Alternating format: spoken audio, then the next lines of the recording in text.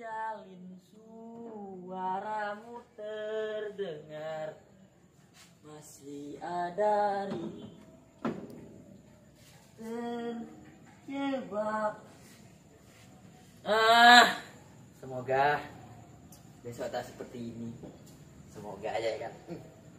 Kasihan bapak gue beli ini alat-alat tapi nggak ada yang mau beli. Dosa juga nanti. Mbak Pinut. Halo. Halo Mas, selamat malam. Selamat malam. Boleh bertamu ini? Boleh. Woi, kelonun. Sudah hampir 5 menit teman-teman kami tidak bertemu. Sorry Mbak Pinut, aku sekali membawa catatan tentang pengeluaran kedai kami ini. Apa? Jenenge kedainya apa ini? Ini podcast ada tamu. Woi. Halo teman-teman, selamat malam. Perkenalkan saya Rika Smir. Ini adalah podcast pertama Rumah Merdeka. Jadi kami mengundang pun orang-orang Rumah Merdeka sendiri dulu, biar teman-teman tahu apa ya yang dimaksud Rumah Atau Merdeka. biar gak bayar. Kalau kamu kan bayar, Iya, kan?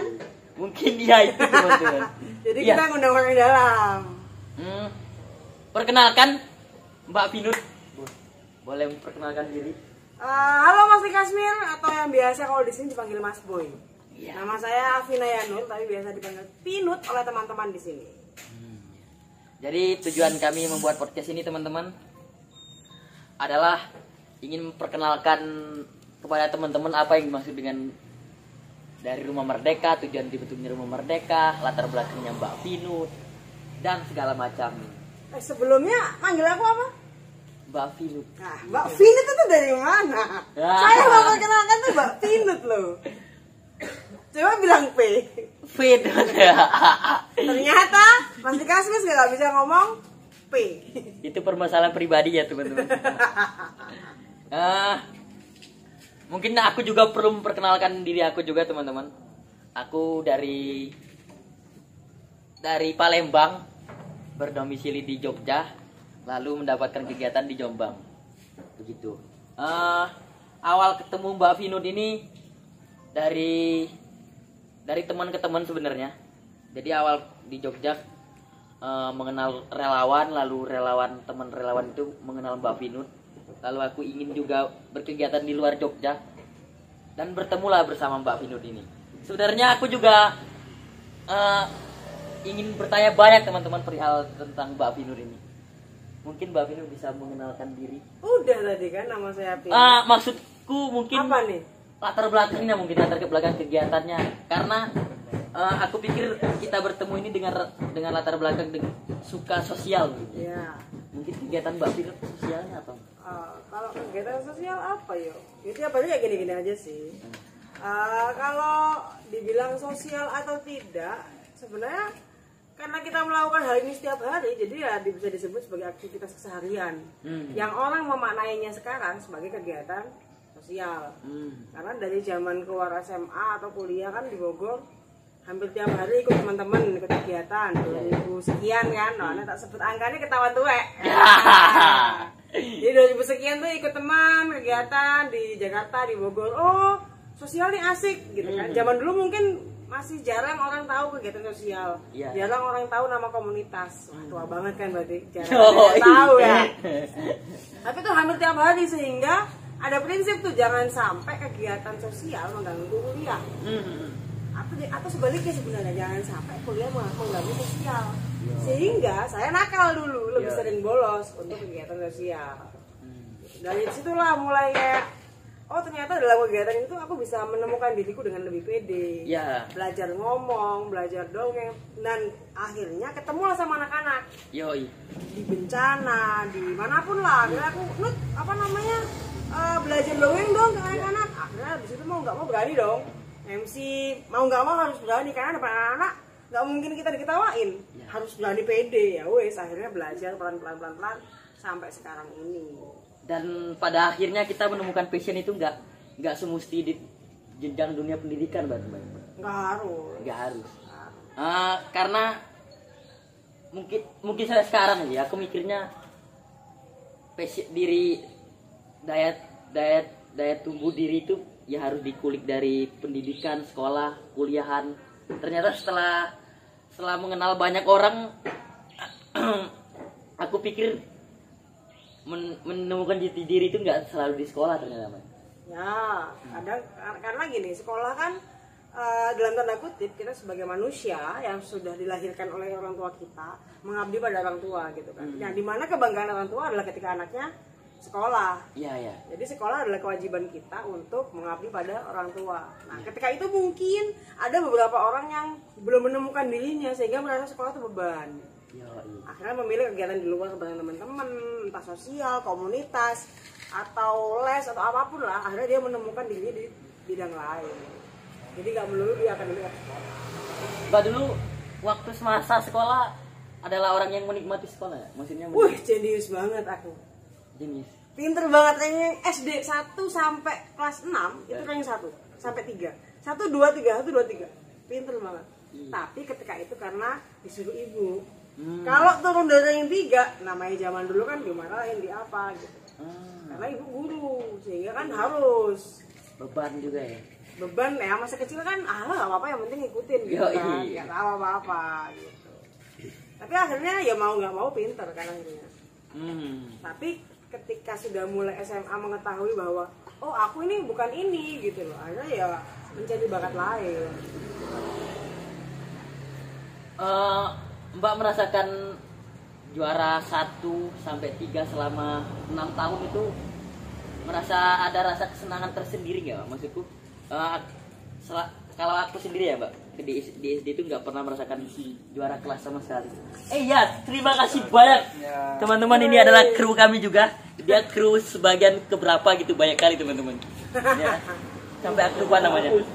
Lalu apa? Tadi nanya apa? Ini nanya jenuh. Iya, jenuh atau karena aku menyimpulkannya ketika Mbak juara 1, juara 2 selama 6 tahun itu adalah dorongan dari orang tua Mbak sendiri, bukan sampai SMA lumayan pinter. Lumayan pinter maksudnya ketika itu kan aku di pondok kan, dan kelasnya selalu B, jadi kayak ya dominan teratas lah. Ketika SD seneng aja, karena kan ketika kita ranking orang tua ngasih hadiah, paham kan? Sehingga pasti semua anak seneng dong gitu. Tapi ketika SMP pintar itu jenuh karena temennya itu lagi kan. Selama 6 tahun aku di pondok ya maksudnya koncoku gitu tok gitu, nggak ada yang lain. Nah akhirnya mulailah kelas berapa, kelas 2 SMA apa 1 SMA gitu aku jenuh, akhirnya mulai membodohkan diri dengan tidak belajar. Tapi hampir nggak naik, tapi seru gitu loh. Ketika naik dari kelas B akhirnya kelas F kayak wah dunia baru. Pandangannya tuh biasanya orang belajar, sekarang orang main di kelas main gitu, bahagia banget. Berarti Mbak menemukan dunia main yang asik itu baru di SMA berarti Mbak, yang benar-benar asik. Asik dalam tanda kutip kita, tapi mungkin dalam tanda kutip guru kita nakal. Iya. Baru kan SMA berarti. SMA. Berarti aku lebih awal berarti. Iya, nakal lu dari awal. Dini banget berarti ya. Makanya bodoh sampai sekarang teman-teman. Enggak lah. Karena kita tumbuh dengan proses masing-masing. Semua juga menemukan fasenya masing-masing kan. Lalu kegiatan awal sosial Mbak apa Mbak? Dulu di Jakarta tuh banjir. Jadi kita kegiatan bareng teman-teman, berbagi di teman-teman banjir, di korban banjir. Akhirnya disitu belajar MC, belajar dongeng, ya sampai sekarang. Terus Mbak bisa ketemu sama Mas Alvan tuh gimana? Nah itu lebih panjang lagi ceritanya. Mungkin kayaknya kalau nggak salah tahun 2017 aku kerja di Jember, kerja di sebuah LSM. Kerja, terus nggak sengaja nih ketemu gitu kan. Ternyata Mas Alvan itu muridnya temanku, atau Mim. Akhirnya ketemulah di sebuah hotel. Aku lagi outbound sama temanku, ketemu di situ, dan ternyata Mas Alvan itu punya desa yang didampingi, desanya sendiri. Oh ya. Dari zaman mungkin dia SD sampai SMA itu dia menemani teman-teman kecil di desa untuk bermain, kegiatan juga. Itu kegiatan apa? Ya main-main, ya tiap minggu lah, ganti-ganti. Apa ya, pendampingan mungkin kayak bikin topeng, bikin apa ganti-ganti. Tapi kebanyakan mayoritas anak di kampungnya itu pantomime. Ketika itu. Sebelumnya aku dulu Pak. Silakan. Sempat sebenarnya sering mendengar kata Badala sih Mbak, Badala Nusantara. Itu terbentuknya mulai kapan ya? Kalau Badala sebenarnya 2 April 2018 ketika ada longsor di Ponorogo. Jadi ketika itu saya dari Jember berangkat, terus ngerasa bahwa kegiatanku di sini kok teman-teman sudah punya nama nih. Bukan berarti mencari nama ya. Cuman karena kadang kita butuh diakui sebagai oh ini dari A, dari B, dari C daripada nggak dikenal gitu kan. Karena kalau ketika nggak dikenal tuh orang kayak ngeremehin gitu loh. Ya udahlah menemukan nama Badala dari teman-teman di Solo. Karena di Solo itu kan teman-teman biasanya ngomong gini, "Wah, Badala gue gini." Ngono gitu. Oh, pernah dengar enggak? Iya. Nah, orang Solo kebanyakan gitu, Badala kayak udah kayak dus gitu. Iya. Badala gue gini. Nah, ya oke, nama Badala asik deh. Karena itu kan kayak kalau di Jawa kayak Cilu Badala, itu mengagetkan gitu. Nah, dari situ mulai namanya kegiatan yang dari 2000 sekian sampai dari 2012 dari nama. Nah, baru 2019 kita pakai nama Badala. Kegiatannya mendampingi anak-anak itu. Sama mendampingi anak. Cuman ketika itu lagi-lagi kita di fase menemukan diri itu kan beda-beda. Di fase itu aku nggak tahu namanya pendampingan anak. Pokoknya aku pengenku dolanan, pengenku mau dongeng, pengenku ke anak-anak mau ngapain gitu. Sehingga ketika itu pun belum ada nama pendampingan anak. Badala baru menemukan nama pendampingan anak kemarin. Ya pokoknya bulan Juli berarti. Bulan Juli 2022 setelah sekian tahun. Berarti nama itu sebatas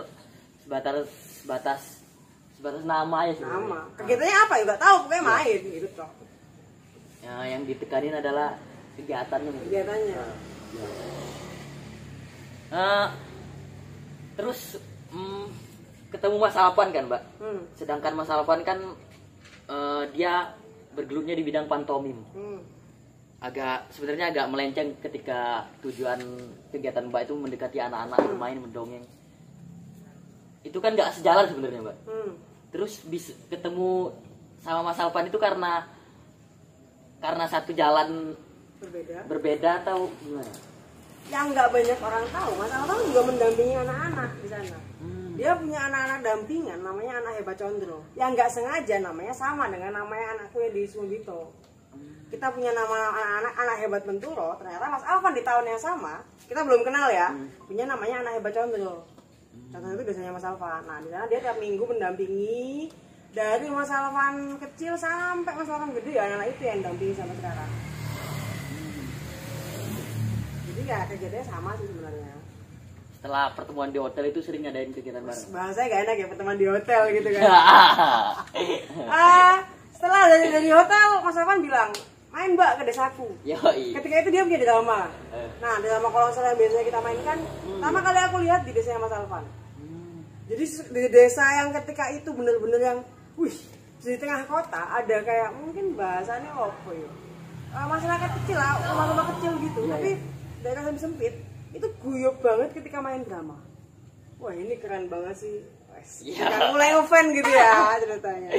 Berarti drama Kolosal itu udah lama berarti ya, Mas? Awal mulanya aku kurang tahu tahun berapa, yang jelas yang aku tahu dari Mas Alvan tahun ini tahun 2017. Mungkin teman-teman atau aku sendiri juga nggak paham sih yang dimaksud drama Kolosal apa sih? Drama Kolosal apa sih? Drama Kolosal itu jadi kita ngajak teman-teman kecil atau anak-anak kecil untuk bermain atau belajar tentang sejarah melalui seni peran. Jadi kita main drama nih kayak teater, tapi barengan, jadi nggak usah ngapalin naskah. Nah itu nanti naik ke siapa? Naik ke Mas Alvan langsung aja. Nanti ada sesinya teman-teman. Sangat padat sekali, terstruktur banget teman-teman podcast kami ini. Padahal namanya. Lalu kepikiran membentuk rumah sanggar Rumah Merdeka ini gimana itu Mbak? Nggak kepikiran sebenarnya. Karena kan sebelum sekarang kita udah nikah nih ya. Sebelum itu kita punya masing-masing. Aku pribadi punya Badala, Mas Alvan punya sekolah pantomim. Nah, kita beda nih, kegiatannya beda gitu.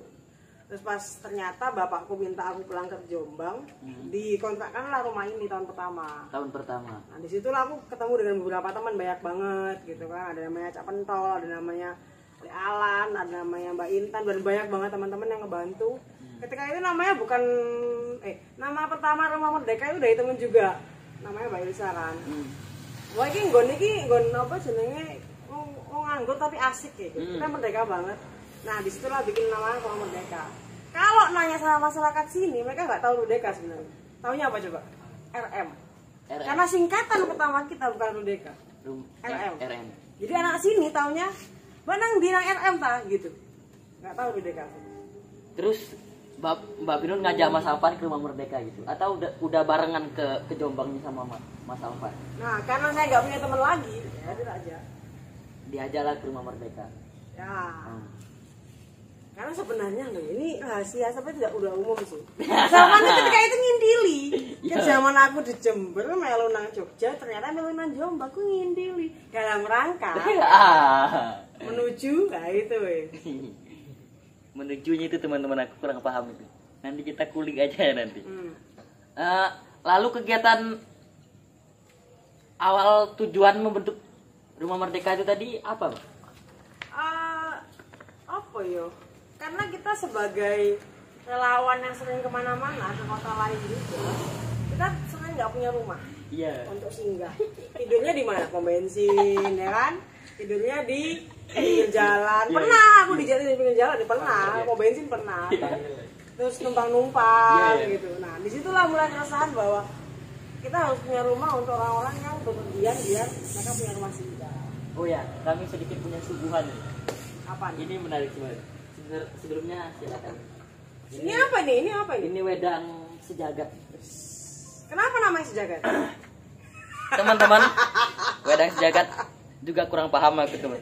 Mungkin bisa dijelaskan sama Mbak Pinun sendiri. Ini bahannya kok aneh-aneh gitu, Mas? Ini ada bahannya, ini sempat bikin teman-teman sebenarnya aku. Ada serai, lalu ada jahe, gula batu. Ini aku makan boleh ya? Boleh banget. Ditawarin ke aku juga boleh sebenarnya. Yang aku kok. Ada apa ini namanya, Pak? Semacam rumputan akar yang tua, alang-alang. Ternyata alang-alang itu juga punya manfaat, teman-teman. Aku lupa manfaatnya apa. Pokoknya ada manfaatnya itu. Lalu ada semacam apa itu ya, Mbak? Yang kecil-kecil itu. Kapulaga. Secang. Nggak ada. Secang ya. Ya pokoknya tentang wedang-wedangan teman-teman. Lalu kembali lagi tentang perjalanan Mbak Finut dan Rumah Merdeka. Berarti tujuan awal membentuk Rumah Merdeka ini adalah kegiatan berarti. Belum, kemudian aku bilang rumah singgah. Rumah singgah. Awalnya rumah singgah dulu. Belum ada kegiatan apa belum sebenarnya. Cuman karena kita berdua sering berkegiatan dan suka berkomunitas, nah kita bikinlah kegiatan. Awal kegiatan pertama Rumah Merdeka apa? Namanya Petuan. Apa itu? Kita mengumpulkan komunitas di Jombang. Sejombang. Saat itu ada absennya sekitar 30 sekian lah yang kita kumpulkan. Sampai ada komunitas hantu datang. Dia datang, saya dari komunitas hantu. Dia malah bagiin kartu nama. Terus dia lihat, di sini ada Mbak, di sini ada, di sini ada. Ada bener ada. Sampai sekarang. Loh, kok serem. Tapi entah orangnya kemana. Jangan dia yang ngisi. Mengumpulin. Sebenarnya aku juga ada beberapa pernah ngadain kegiatan mengumpulkan komunitas juga kan. Tapi komunitasnya dalam sebuah wadah pendakian. Dari beberapa komunitas saya kumpulkan komunitas pendakian gitu, sekitar 7 komunitas. Dan ternyata itu sangat sulit. 7 aja kami merangkum itu sangat sulit sekali. Kalau sejombang komunitas diundang itu gimana, Mbak, komunikasi? Mungkin karena sebelumnya saya pribadi orang Jombang yang sudah berkegiatan dengan beberapa komunitas, sehingga untuk mengundang ya lumayan gampang. Kedua, teman-teman yang ngebantu di belakang layar juga teman-teman yang punya komunitas, sehingga ngebantu juga. Dan yang ketiga adalah dulu kan misalkan aku kenal satu komunitas, ternyata ketika sudah ada Rumah Merdeka, mereka tuh bikin komunitas masing-masing. Nah, akhirnya kan teman-teman itu lagi yang kumpul. Iya. Sehingga yang kumpul di sini adalah teman-teman yang kita sudah dekat, gitu. Yang kebanyakan memang komunitas sosial, bukan yang geng motor atau komunitas musik enggak, tapi yang sosial. Aku pernah membaca, Mbak, maksudku entah membaca atau mendengar, lupa aku. Pada intinya Mbak adalah salah satu orang yang memperjuangkan Merdeka Belajar. Itu maksud dari Merdeka Belajar itu gimana, Mbak? Sedikit dikulik bahwa sebenarnya bukan memperjuangkan, cuma menyuarakan. Karena kan ketika kita kecil kita punya pengalaman bahwa ketika belajar dengan dipaksa dalam tanda kutip di sekolah, mungkin ketika itu aku tidak menemukan diriku, gitu. Sehingga aku butuh bagaimana orang lain memaksaku untuk menemukan bakatku. Bahkan aku baru menemukan bahwa aku adalah relawan di tahun-tahun ini, gitu. Sebelumnya kan aku kenapa sih gak jelas gitu.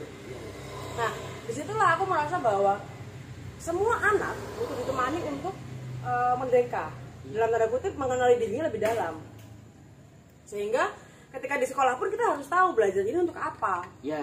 Karena sering kan ketika ditanya, gue beli biar statistik kayak apa tuh, ya lo yang penting ujian mari gitu kan. Iya. Nah itu yang teman-teman juga nggak tahu sebenarnya manfaatnya apa. Nah harapan kami ketika kita memperjuangkan kata-kata merdeka belajar dan terus ada pendampingan anak untuk merdeka menyuarakan dirinya adalah mereka lebih bijaksana untuk memilih apa yang penting dan tidak untuk dirinya.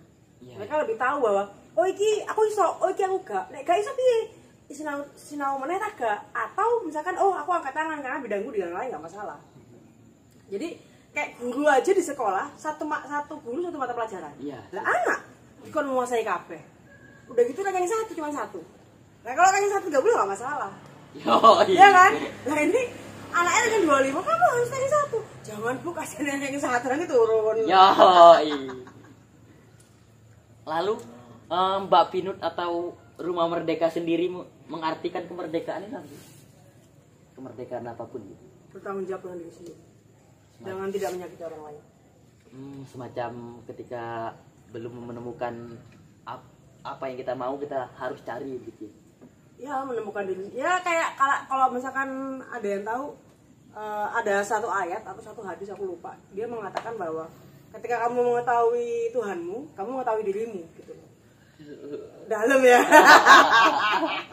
Jadi lebih kayak kita merdeka berarti kita mengetahui diri kita, kita mempelajari diri kita, menemukan bahwa aku ini ditugaskan di bumi untuk apa. Gitu. Sehingga kita juga tahu bahwa gak semua orang bisa jadi pengusaha, gak semua orang bisa jadi guru. Jadi kalau kamu jadi guru, aku jadi pedagang pinggir jalan gak masalah, karena kamu juga menemukan itu jalanmu. Aku menemukan jalanku sebagai pengusaha pinggir jalan gak masalah. Berarti bisa disimpulin Mbak, ada orang menganggap dia udah tahu Tuhan ini siapa, tapi dia nggak tahu dia ini siapa. Berarti dia belum menemukan Tuhan Mbak. Dia menemukan Tuhan, tapi dalam proses penemuan Tuhan itu kan, ya Tuhan kan maha lucu tuh, guyon. Kadang ini, oh ya aku sudah menemukan, ternyata masih di balik batu, gitu kan. Aku senang banget gitu loh, sudah sholat 5 waktu ternyata masih galau tiap hari. Ya karena Tuhan menguji, gue setia atau sampai aku. Anjir sih. Lalu apalagi ya ini catatan mencakup segala isi rahasia dunia teman-teman. Gimana? Lalu ada lagi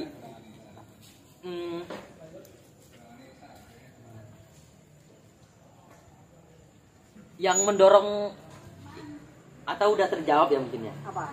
Yang mendorong Mbak menciptakan Rumah Merdeka ini? Sudah terjawab bahwa kami berdua gelisah terhadap kegiatan anak muda yang lebih banyak tidak tercakup atau tidak ada rumah bagi mereka untuk berkumpul, untuk apa ya, rumah singgah atau apapun lah. Sehingga kita mendirikan ini yo, meskipun ngos-ngosan dalam membayar kontrak, tapi kita perjuangkan karena kita pengen anak muda tuh berkegiatan. Ayo kalian juga punya rumah, ini adalah rumah kalian. Iya ya. Rumah Merdeka punya kegiatan tahunan ya? Banyak banget. Yang tahunan dibilang konsisten tidak, karena kan setiap musim ganti-ganti ya. Kita pernah drama kolosal itu tahunan. Terus malam puisi itu dulu bulanan. Iya. Yang event tahunan dia baru kali ini ada malam puisi di Makam Pahlawan itu karena 17 Agustus ya. Siapa lagi ya? Banyak sih. Kita baru menemukan juga kemarin namanya Pokafest. Iya. Kepala Bocah Festival. Apalagi Berkasih itu juga ada. Berkasih untuk bersama ABK menginspirasi kalau nggak salah sih katanya. Apa itu? Jadi kita bareng teman-teman di inklusi di Babel kita membuat kegiatan bersama. Mereka yang pentas, kita yang menyutradarai di belakang. Sebenarnya aku nunggu orang Mbak. Nunggu Mas Alvan ya. Tadi itu izin keluar kayak masalah. Iya. Semoga cepat datang sih soalnya udah malam. Isi dari Rumah Merdeka itu apa aja sih? Ini sebenarnya yang apa ya? Yang menjabarkan itu sebenarnya yang ahli Mas Alvan. Cuman kalau kata beliau gini, Rumah Merdeka itu kan rumah kita semua. Iya. Di situ ada apa aja. Nah, kalau dibayangkan sekolah, kita punya les-lesan. Iya. Ada les pantomim, namanya Sekolah Pantomim Nusantara. Ada yang fokus ke pendampingan anak, namanya Badal Nusantara. Iya. Ada yang fokus di kedai, di usaha ya. Di DKI ini kita juga punya kayak craft, namanya Rude Craft gitu kan. Nah, kenapa namanya nggak Rumah Merdeka semua? Padahal kita kan orangnya sama. Iya, iya. Ya karena kita ada Badal sama SPN itu sebelum Rumah Merdeka. Iya. Kalau dihilangkan, sayang sih. Karena yang membentuk itu adalah dua orang. Dua itu sebenarnya. Kalau nanti ada orang yang ini Rumah Merdeka atau Badal atau SPN, sama aja kok. Mau yang dipasang logo manapun kita nggak masalah. Iya, iya. Lalu Mbak Vinod atau Mas Alvan ini kira-kira menyimpulkan diriku ini sebagai apa ya? Maksudku, nah itu kira-kira aku juga nggak paham teman-teman di Rumah Merdeka ini menganggap aku sebagai apa, karena aku sudah karena aku sudah cukup lama teman-teman di Rumah Merdeka, mulai akhir Februari sampai sekarang, sampai Can Gede sampai bisa bercerita bareng-bareng sama aku. Lalu sampai sebentar teman-teman, ada panggilan alam. Ada pelanggan yang lain kayaknya. Wah, aku udah cuekin. Sebentar ya teman-teman. Kita minum dulu ya. Yoi. Karena pertama datang ke sini pun aku kan tujuannya mencari kegiatan kan, Pak. Maksudnya pertama itu sebenarnya nyari kegiatan sambil bekerja. Sebenarnya itu terus dapatlah di Jombang. Yaitu di Rumah Merdeka itu. Ternyata masuk di sini sangat banyak sekali kegiatannya. Aku awal tuh menemani Mas Alvan safari ke SD-SD, mengajar pantomim, menghibur anak-anak yang kewalahan tentang pelajaran di SD, ex-breaking, berpantomim, lalu kegiatan di hari Minggu itu kegiatan dari Badal Nusantara dengan Mbak mendampingi anak-anak di desa berkegiatan. Lalu aku merasa nyaman. Terus betah. Terus suwi. Gak boleh. Padahal awal tujuan aku sini itu cuma 1 bulan. Ternyata sampai sekarang hampir 5 bulan. Kira-kira Mbak Vinod menganggap tamu atau orang singgah sementara itu sebagai apa? Keluarga. Karena aku melihatnya banyak sekali, Bu. Tanpa terkecuali aku juga tamu-tamu yang sebagai cuma sementara sehari 2 hari atau sebulan seminggu itu sering sekali nginep di Rumah Merdeka. Nah, ataukah sebatas keluarga, Mbak, menganggap teman-teman yang singgah itu? Ya, karena kami menganggap semua keluarga, sehingga ya dirangkul toh. Iya. Maksudnya nggak mungkin tiba-tiba tak usir. Iya. Karena dulu juga pernah ada yang nginep sampai 3 bulan. Iya. Ternyata cuma sehari, Nut. Gitu. Iya. Nut seminggu ya. Nut sebulan, 3 bulan. Yoi. Maksudku, aku sudah sering juga sebenarnya menetap ke beberapa rumah. Ya, tempat. Responnya ternyata jauh berbeda, Mbak, dengan Rumah Merdeka, dengan responnya Mbak Vinod, Mas Alvan merespon tamu itu sebagai apa. Aku pikir itu bukan, Mbak Vinod itu bukan menyambangi tamu, bukan menyambut tamu, adalah Mbak menyambut keluarga yang datang, entah berapa lama mau menetap, tetap responnya tetap sama maksudnya. Aku menariknya di sana maksudnya. Sekeren itu kan Mbak Vinod mengartikan sebuah keluarga. Karena tidak semua orang punya keluarga. Sehingga untuk menjadi keluarga nggak perlu saudara dong. Iya. Jadi kita anggap semua keluarga pertama, dan kedua adalah semua makhluk Tuhan yang sama. Iya. Meskipun kamu kuliah, kamu tidak, meskipun kamu bekerja sebagai pejabat atau tidak, di sini sama. Kita nggak pernah ada perbedaan macam-macam lain-lain. Santai aja. Mau nginep berapa hari pun, selama kita mampu, ya udah. Kalau misalkan nggak ada uang pun aku kan bilang, Tuhan yo gak masak gak ada uang. Itu santai aja, merasakan kan? Iya. Lalu Mbak Vino dan Mas Alvan ini kan menghidupi Rudeka ini nggak hanya rumah Merdeka aja kan, ada juga kedai. Kedai ini di beberapa belakangan ini sempat sepi kan sebenarnya. Dan ada masa jayanya. Masa jayanya itu kalau nggak salah sempat dengar itu awal-awal terbentuknya rumah Merdeka ya. Rame banget itu kayak. Itu sempat kewalahan nggak, Mbak? Maksudku itu adalah sebuah komitmen sebenarnya. Kewalahan gimana? Kewalahan ketika untuk menghidupi sebuah kedai yang ketika sepi ini. Iya. Ya Tuhan sih lucu ya, adil juga sih. Ketika kedai sepi, ternyata suami dia tiba-tiba Mas Alvan punya pekerjaan. Iya. Tiba-tiba. Jadi sebenarnya imbang-imbang aja, alhamdulillah. Tapi kayak Tuhan tuh ketika kedai sepi, ya Mas Alvan udah pekerjaan. Ketika alhamdulillah kedai rame, ya pendapatan kita pribadi belum dibanyakan, nggak masalah sih. Karena ya kalau kata Mas Alvan yang penting bersyukur aja sih. Iya. Berapapun orang yang makan di sini, ayo nek iso mangan tempe bisa beli bareng udah. Yoi. Berarti nggak punya alasan sedikit pun berarti untuk meninggalkan salah satu kegiatan dari Rumah Merdeka itu apapun. Pernah berpikir bahwa ya apalagi ketika sudah berumah tangga kan, waduh pengen punya rumah sendiri yang guyup, yang sepi gitu kan, terus pengen punya pendapatan pribadi untuk sendiri gitu, pengen banget. Cuma lagi-lagi berpikir ketika kita ngontrak di rumah kecil yang mungkin harganya jauh di bawah ini bisa, tapi jiwa kita bahagia nggak? Ya kita pribadi sih enggak. Dan ketika kita dari awal sudah ngayomi anak-anak, ngajak teman-teman untuk berkegiatan, tiba-tiba sepi, menjadi manusia pada umumnya yang bisa bekerja, lah kita nggak bisa bekerja. Iya. Susah akhirnya. Tapi akhirnya kita putuskan ada nggak ada uang, ayolah berjuang, Tuhan nggak bakal gini.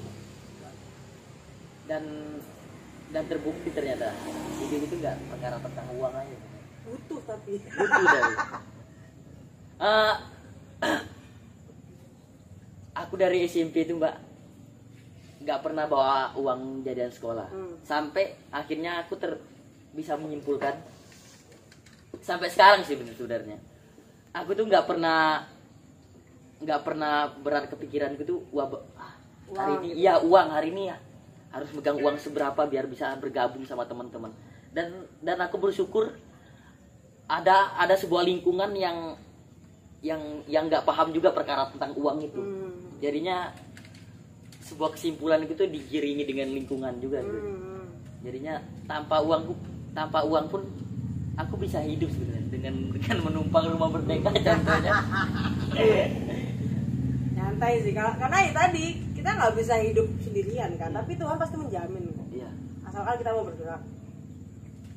Ada nggak Mbak tamu yang lebih lama dari aku?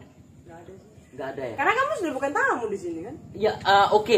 Kalau tamu sudah punya masih punya sungkan. Mbak maaf ya, ini boleh nggak minjem kamu? Mbak maaf boleh minum kopi nggak? Kamu enggak. Sudah dibatas di luar batas itu. Iya teman-teman. Saking bebasnya aku di sini, tidur pun melampaui batas. Sebenarnya sedikit jorok juga sih teman-teman. Berarti aku ada tambahan.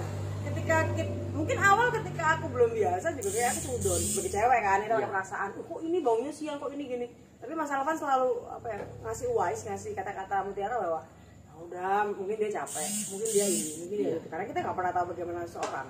Mungkin malam malam paling gitu. Oh ya boy selesai. Jadi kayak ketika pikiran kita dibuat positif, ya semua aman-aman aja sih ternyata.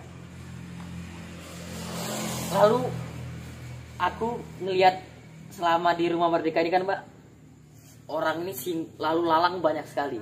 Ada yang ku kenal dekat, ada yang cuma tiba-tiba lu kok ada orang ini, ada orang baru. Mbak menyimpulkan sebuah rumah sih apa sih? Maksudnya kalau aku menyimpulkan sebuah rumah dalam keluarga itu, ini rumah.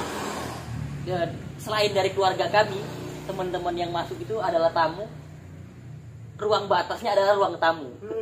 Cuma itu toh, yang lain itu milik kami, milik yang punya rumah itu. Tapi sedangkan orang-orang yang singgah di Rumah Merdeka ini seakan-akan semua milik mereka. Hampir toilet pun diisi 2 orang teman-teman.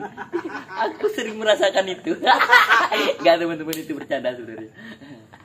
apa ya, memaknai sebuah rumah, karena mungkin aku pribadi dari kecil juga kegiatan di rumah kan ada orang lalu lalang gitu. Sehingga ya udah biasa gitu. Di rumah dulu ada TK, di rumah juga ada kegiatan, ibu pun almarhumah aktif kegiatan, ayah juga aktif. Dan Mas Alfred kebetulan juga dari zaman SD di rumah juga aktif. Bapaknya saudara. Sehingga wah kegiatan terus. Ya udah kita menganggap semua aman-aman aja. Mungkin setelah menikah kita baru punya privasi, yaitu kamar ya, nggak semua orang bisa masuk kecuali kita mengizinkan gitu kan. Dulu sebelum nikah malah los, ini malah aku kan ada di sini, gak di sini soalnya. Aku tinggal di rumah, jadi kayak semua ini udah semua. Yang penting bermanfaat sih. Jadi anjing keren banget buat di rumah. Nah, apalagi ya teman-teman? Maksudku, aku menemukan hal menarik banget aja sih di Rumah Merdeka ini. Semacam orang-orang di Rumah Merdeka menyimpulkan keluarga itu seperti apa, menyimpulkan rumah itu seperti apa. Lalu belajar itu nggak melulu tentang di sekolahan.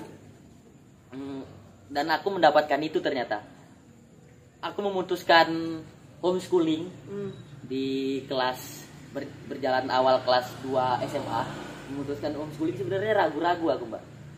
Homeschooling sebenarnya awal masuk SMA itu udah ada omongan dari teman abang itu mending homeschooling aja. Tapi aku tetap takut karena aku menganggap lingkungan yang sebenarnya umur aku sekarang ini ada lingkungan sekolah. Ketika aku nggak sekolah, aku nggak mendapatkan lingkungan. Lalu setelah kelas 2 aku menemukan relawan, ternyata cukup asik, dan aku memutuskan homeschooling bersama dengan relawan itu. Terus tiba-tiba relawan habis masanya. Selama 2 minggu aku ketakutan, Mbak. Ketakutan teman-teman pada masanya Senin, Minggu sampai Jumat mereka sekolah. Ngapain? Aku sendiri nggak tahu mau ngapain. Terus dapat informasi ke Jombang, aku dapat rumah Merdeka. Ternyata Rumah Merdeka cukup banyak kegiatannya dan cukup mengisi waktu belajarku. Aku mikir ini tuh bukan waktu mengisi kosong aja. Ini adalah proses mengisi waktu aku akan kemana Rumah Merdeka. Aku naik balik boleh nggak? Boleh. Ini kamu jadi tamu nih kan? Di Rumah Merdeka kamu jadi tamu. Selama 5 bulan, perubahan apa yang kamu rasakan setelah ikut kegiatan yang nggak jelas sebenarnya? Sebenarnya iya. Kalau bisa diartikan nggak jelas teman-teman Rumah Merdeka ini. Maksudnya kalau memang teman-teman mempunyai struktur kegiatan sehari-hari itu, Rumah Merdeka ini nggak masuk penyimpulan jelasnya. Rumah Merdeka ini nggak jelas, tapi Rumah Merdeka ini banyak merubah aku. Pertama itu aku adalah orang yang bahasa teman-teman itu caper atau ingin dilihat banyak orang. Ini loh aku dikasih ini loh gigiku ini maju, teman-teman lihat aku begitu. Aku pengen mendapatkan itu, pengen mempunyai mental panggung. Selama di Jogja SMP itu pengen banget aku mendapatkan, tapi di Jogja belum dapat atau memang belum terdorong, nggak ada. Lalu pas di Jombang, setelah di Rumah Merdeka aku sering ikut safari Mas Tova, Mas Alvan, sering ikut kegiatan mingguan Badal Nusantara, sering didorong ikut mengisi ex-breaking teman-teman. Setelah berjalannya 1-2 minggu, aku udah mulai berani bicara di depan orang. Ya, pertama yang aku bersyukur itu, dan kedua aku punya pandangan tentang Islam, tentang pesantren, tentang lingkungan orang Islam. Karena jujur di SMP di Jogja itu aku lingkungannya Kanisius, pun keluargaku Islam, maksudnya lingkunganku tetap lingkunganku sendiri. Begitu didikannya di desa, teman-teman. Lingkungan bukan orang tua yang memegang, adalah kita sendiri. Jadinya aku mendapatkan lingkungan pesantren, lingkungan Islam di Jombang, lalu mendapatkan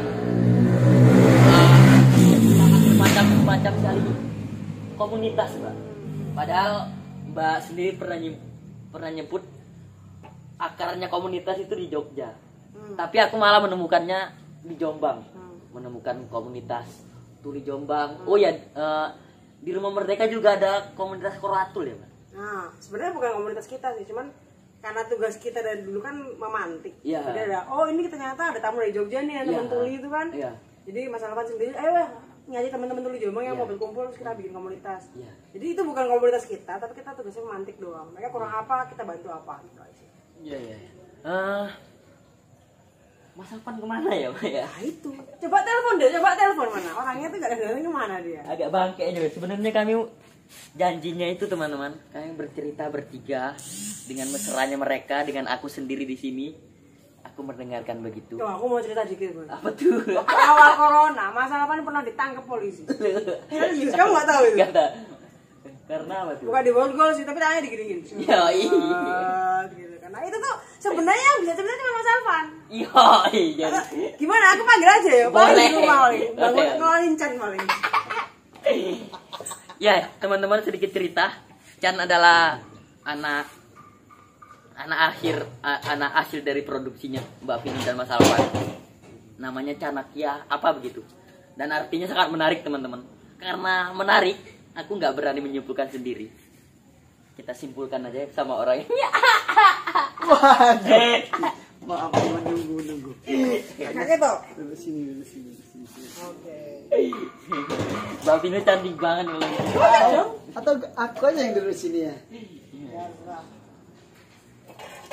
Kita awali. Kelihatan Oh, ya. bangun. Ntar aku izin. Ada yang bangun. Ya teman-teman, Chan. Ya, itu suaranya Canakia teman-teman. Iya, gimana?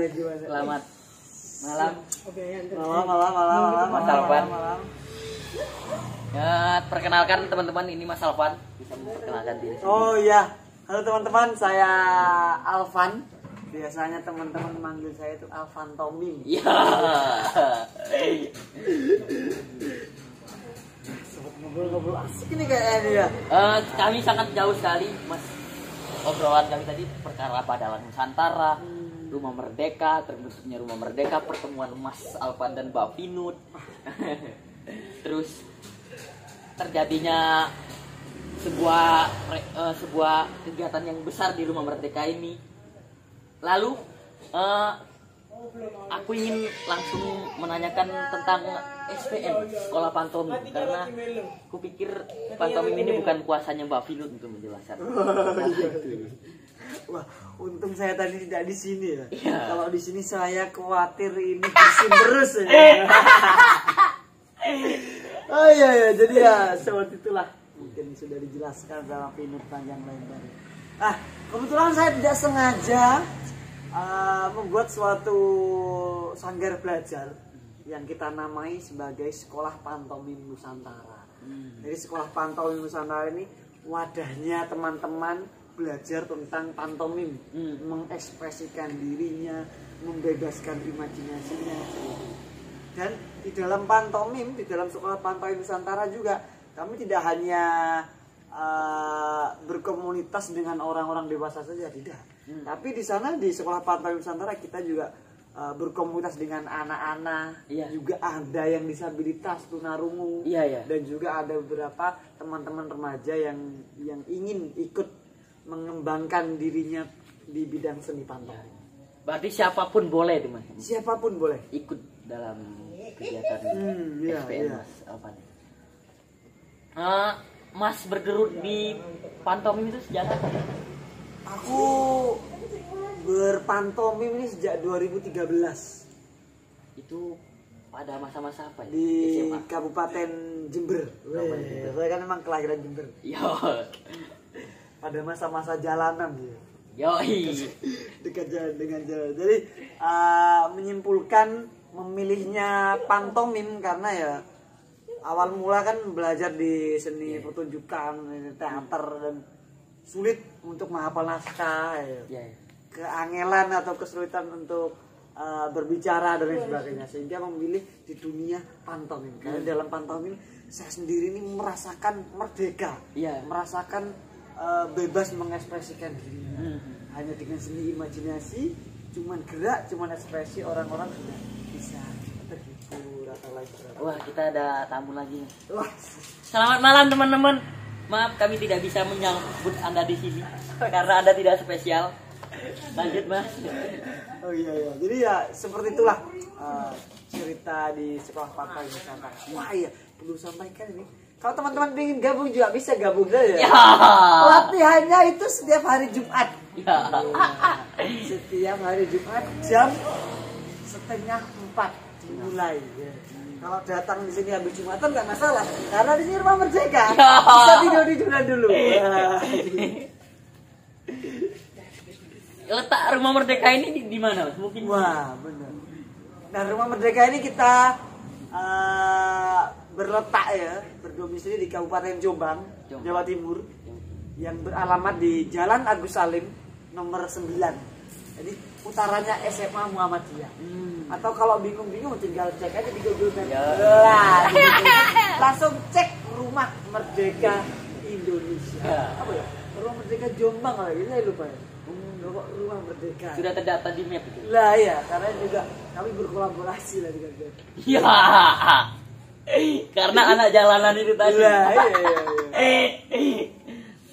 Lalu awal karena aku juga sempat diajak Mas Alvan latihan pantomim dan itu cukup kaku ternyata. Mas sendiri merasakan pantomim awal-awal tuh emang udah dapet, wah ini passion aku, jadinya aku jadi lebih luar saja gitu. Atau Mas juga punya awal-awal tuh juga punya rasa kayaknya agak sulit juga ya di pantomim.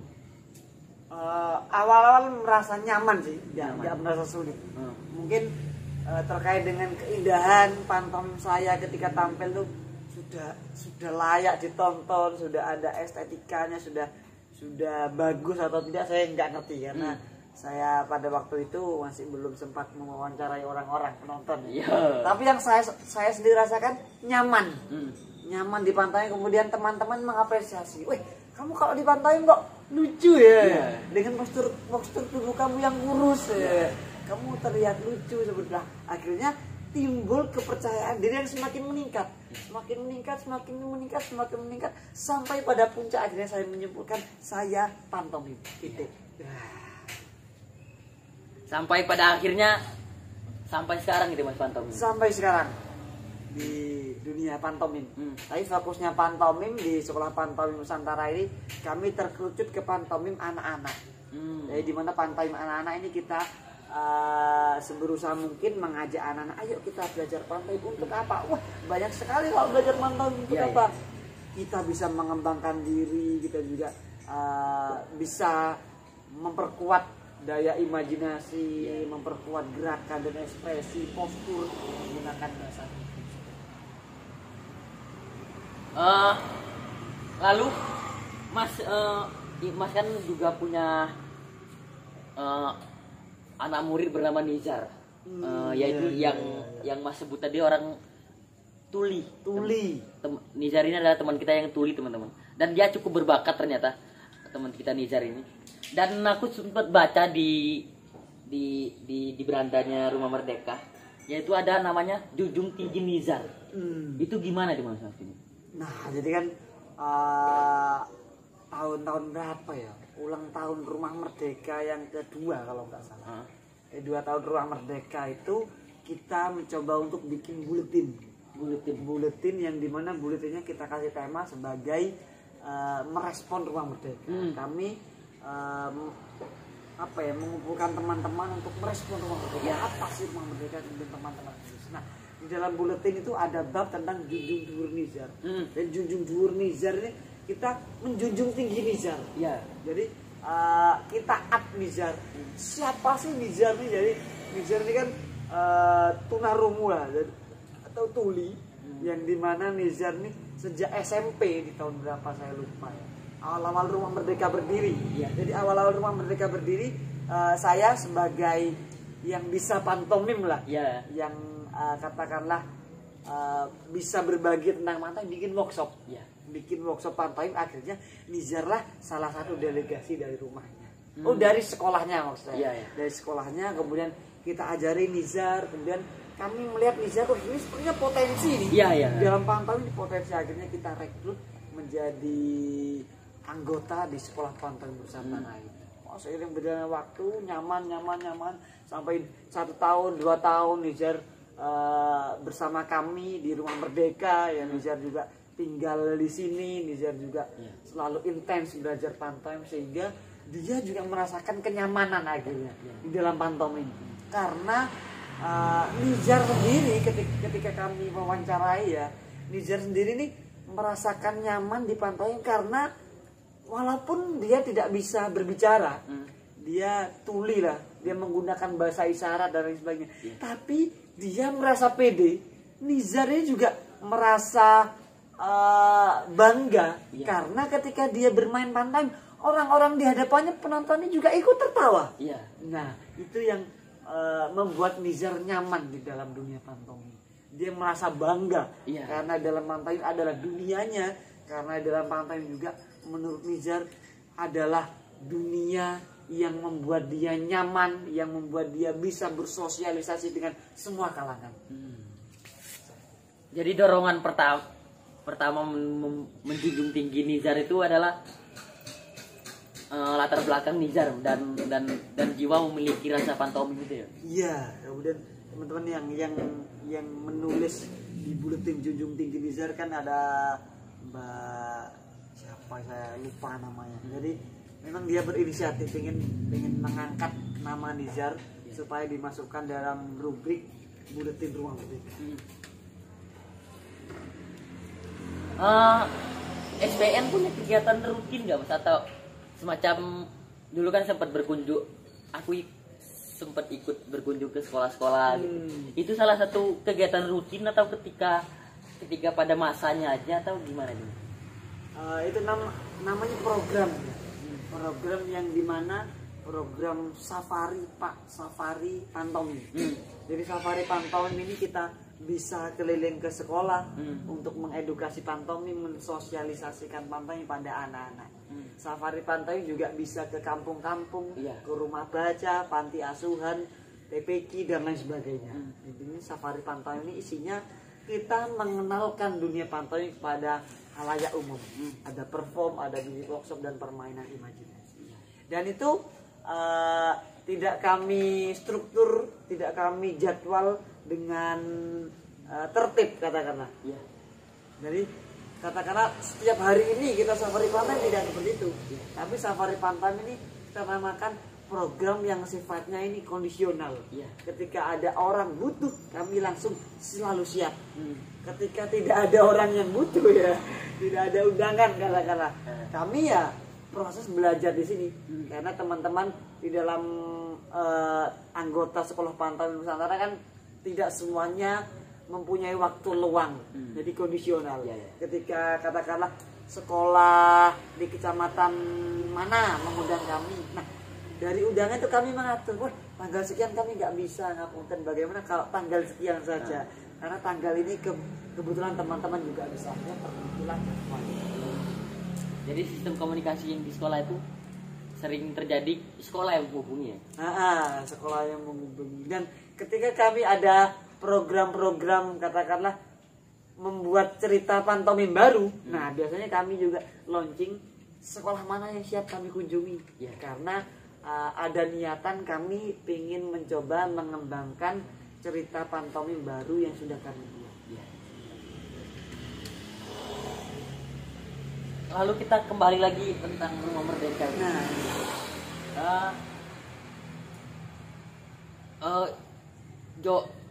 Indonesia kan sempat terdampak virus corona yang sangat meluapkan kemarin itu. Rumah Merdeka kemarin sempat ikut terdampak nggak Mas dalam sistem kegiatannya, dalam kegiatan sehari-harinya itu terdampak besar nggak kemarin pas pandemi? Kalau terdampak sih saya rasa semuanya terdampak. Semuanya terdampak. Tapi dari sisi terdampak itu kami mencoba untuk lebih mencari waktu-waktu untuk produktivitas. Katakanlah kan dari terdampak itu tentu Rumah Merdeka ini tidak banyak orang yang berkunjung. Sedikit teman-teman yang singgah karena jalan-jalan ditutup. Karena keluar harus pakai ini itu dan lain sebagainya, sehingga teman-teman yang berkunjung di sini minim, tidak banyak. Tapi kami mencoba untuk memproduktivitaskan diri, karena di Rumah Merdeka ini kan ada yang singgah selain saya, ada istri, ada Pak Po juga. Jadi Pak Po ini tukang kebun kami, dan juga ada Nizar. Nah, dan teman-teman yang rumahnya dekat-dekat sini sekitaran sini. Kami mencoba untuk produktivitas. Produktivitas untuk apa? mencoba untuk berdiskusi lagi, Ya. mematangkan lagi, kemudian bagaimana ya kita bikin event-event dan lain sebagainya. Kami mencoba untuk merencanakan suatu kegiatan yang nantinya ketika corona selesai, kita bikin event. Dan ternyata terlaksana. Bersyukurnya terlaksana. Karena menurut kami pandemi ini mengajari kami untuk kerinduan, memupuk sehingga waktunya panen langsung dipanen. Yo. Nah,